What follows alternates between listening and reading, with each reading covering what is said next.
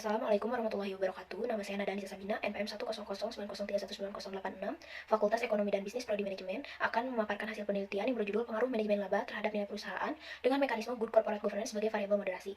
Studi pada perusahaan subsektor makanan dan minuman yang terdaftar di Bursa Efek Indonesia tahun 2020 hingga 2022. Pada penelitian ini, saya dibimbing oleh Ibu Dr. Lasmana SEMSI dan Ibu Rizka Estisia Pratiwi SEMSM.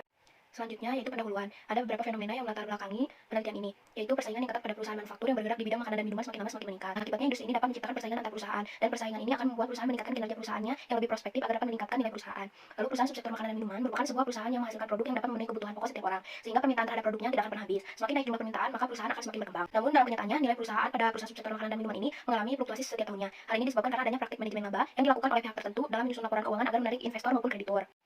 Berikutnya tinjauan pustaka. Pengertian manajemen laba menurut Irfan dan Ishiwardana 2019, manajemen laba adalah kebijakan akuntansi yang dilakukan oleh manajer untuk melakukan tindakan mempengaruhi laba dalam laporan keuangan dengan tujuan untuk mengelabui stakeholder yang ingin mengetahui kinerja keadaan perusahaan tersebut. Selanjutnya nilai perusahaan, yaitu pendapat investor tentang tingkat keberhasilan perusahaan yang sering dihubungkan dengan harga saham. Untuk mengetahui nilai perusahaan yang digunakan pada penelitian ini adalah dengan menggunakan rasio atau bin skill. Berikutnya metode penelitian. Lingkup penelitian ini yaitu jenis penelitiannya adalah asosiatif, jenis datanya kuantitatif, dan populasinya ada 47 perusahaan, dan yang dijadikan sampelnya ada 32 perusahaan menggunakan pervasive sampling. Teknik pengumpulan datanya menggunakan dokumentasi dan kajian perpustakaan. Teknik analisis data menggunakan software IBM Statistik SPSS 25.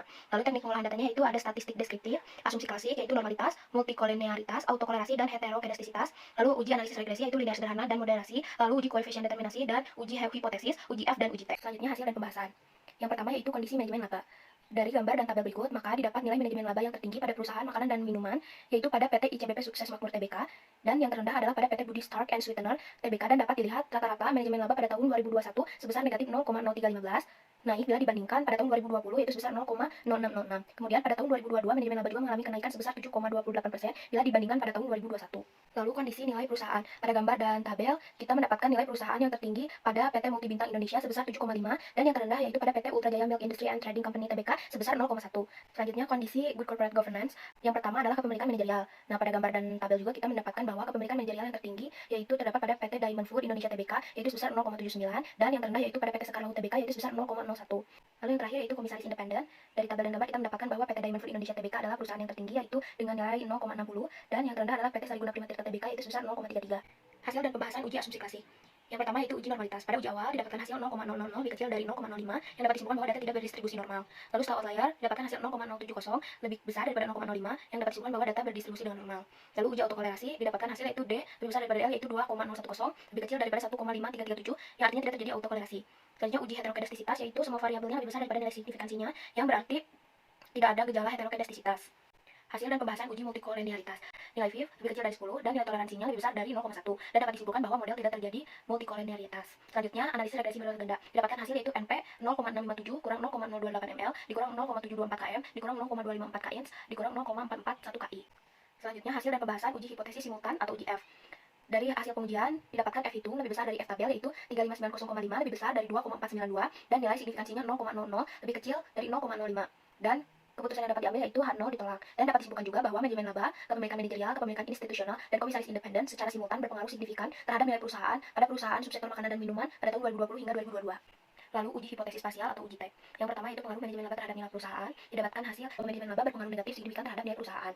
Lalu yang kedua pengaruh kepemilikan manajerial terhadap nilai perusahaan. Dapat disimpulkan bahwa kepemilikan manajerial berpengaruh negatif signifikan terhadap nilai perusahaan. Lalu yang ketiga yaitu kepemilikan institusional terhadap nilai perusahaan, dan dihasilkan T hitung lebih kecil daripada T tabel yaitu 0,330 lebih kecil dari 1,703 dengan signifikansi 0,087 lebih besar 0,05. Dengan demikian H0 ditolak dan dapat disimpulkan bahwa kepemilikan institusional tidak berpengaruh signifikan terhadap nilai perusahaan. Lalu yang terakhir ada komisaris independen yaitu dihasilkan T hitung lebih besar dari T tabel dengan nilai 2,352 lebih besar dari 1,703 dengan nilai signifikansi 0,021 lebih kecil dari 0,05. Dengan demikian H0 ditolak dan dapat disimpulkan bahwa komisaris independen berpengaruh negatif signifikan terhadap nilai perusahaan. Pembahasan uji statistik T moderasi.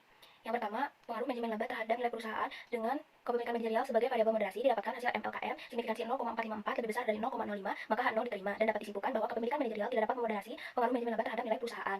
Lalu yang kedua, pengaruh manajemen laba terhadap nilai perusahaan dengan kepemilikan institusional sebagai variabel moderasi. Dihasilkan MLKINS yaitu signifikansinya 0,622 lebih besar dari 0,05, maka H0-nya diterima dan dapat disimpulkan bahwa kepemilikan institusional tidak dapat memoderasi pengaruh manajemen laba terhadap nilai perusahaan. Lalu yang ketiga itu pengaruh manajemen laba terhadap nilai perusahaan dengan komisaris independen sebagai variabel moderasi. Dihasilkan MLKI signifikansinya 0,000 lebih kecil dari 0,05 yang artinya H0 ditolak dan dapat disimpulkan bahwa komisaris independen dapat memoderasi pengaruh manajemen laba terhadap nilai perusahaan. Dari hasil pemaparan yang tadi disampaikan, kesimpulannya itu yang pertama, kondisi manajemen laba cenderung melakukan praktek manajemen laba, namun masih berada di tingkat yang rendah dengan nilai directional accrual-nya mendekati 0. Lalu kondisi nilai perusahaan yaitu menarik para investor untuk melakukan investasi karena nilai kebinsinya lebih dari 1. Lalu kondisi kepemilikan manajerial yaitu cenderung kurang termotivasi dalam meningkatkan kinerja perusahaan yang disebabkan oleh menurunnya kepemilikan manajerial. Lalu kondisi nilai rata-rata kepemilikan institusional tertinggi terjadi pada tahun 2020 dan nilai terendahnya terjadi pada tahun 2021. Sedangkan kondisi nilai rata-rata komisaris independen tertinggi pada tahun 2020 dan nilai terendahnya terjadi pada tahun 2021 dan 2022. Yang kedua yaitu hasil uji hipotesis secara simultan menyatakan bahwa manajemen laba, kepemilikan manajerial, kepemilikan institusional, dan komisaris independen secara simultan berpengaruh signifikan terhadap nilai perusahaan pada perusahaan sektor makanan dan minuman pada tahun 2020 hingga 2022. Lalu yang ketiga, hasil uji hipotesis secara parsial, manajemen laba, kepemilikan manajerial, dan komisaris independen berpengaruh negatif signifikan terhadap nilai perusahaan, sedangkan kepemilikan institusional tidak berpengaruh signifikan terhadap nilai perusahaan pada perusahaan sektor makanan dan minuman pada tahun 2020 hingga 2022. Lalu yang terakhir yaitu kepemilikan manajerial dan kepemilikan institusional secara parsial tidak mampu memoderasi, sedangkan komisaris independen mampu memoderasi pengaruh manajemen laba terhadap nilai perusahaan pada perusahaan subsektor makanan dan minuman pada tahun 2020 hingga 2022. Cukup sekian pemaparan yang dapat saya sampaikan. Mohon maaf bila ada kesalahan. Wassalamualaikum warahmatullahi wabarakatuh.